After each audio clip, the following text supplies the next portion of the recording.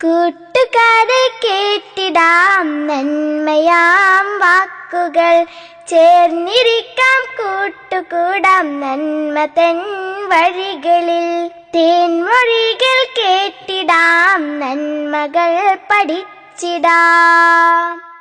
തേൻമൊഴി നന്മയുടെ വഴി. അസ്സലാമു അലൈക്കും വറഹ്മത്തുള്ളാഹി വബറകാത്ത്. പ്രിയമുള്ള കൂട്ടുകാരെ, അവധിക്കാലം ഓർക്കുമ്പോൾ തന്നെ മനസ്സ് നിറയുന്നു. ഒരുപാട് പ്ലാനുകൾ മനസ്സിൽ തെളിയുന്നു. കുടുംബത്തിലേക്ക് വിരുന്നു പോവണം, കൂട്ടുകാരോടൊത്ത് കളിച്ചും ചിരിച്ചും ആനന്ദിക്കണം, അങ്ങനെ ഒരുപാട് സ്വപ്നങ്ങൾ. ശരീരത്തിനും മനസ്സിനും ആനന്ദം ഉന്മേഷവും നൽകുന്ന രീതിയിൽ നിശ്ചിത സമയം നമുക്ക് കളിക്കാം.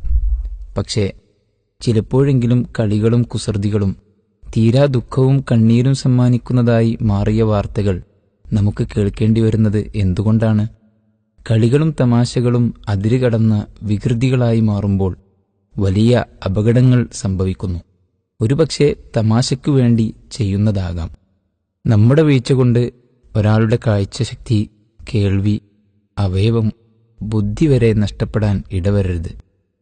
മഹാനായ പ്രവാചകൻ സല്ലല്ലാഹു അലൈഹി വസല്ലം, നിങ്ങൾ എളുപ്പമുണ്ടാക്കൂ, പ്രയാസമുണ്ടാക്കരുത് എന്ന് നമ്മളെ ഉപദേശിച്ചിട്ടുണ്ട്.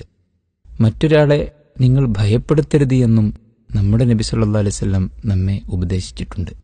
അല്ലാഹു എല്ലാ നന്മകൾക്കും നമ്മെ അനുഗ്രഹിക്കുമാറാവട്ടെ. തേൻമൊഴി നന്മയുടെ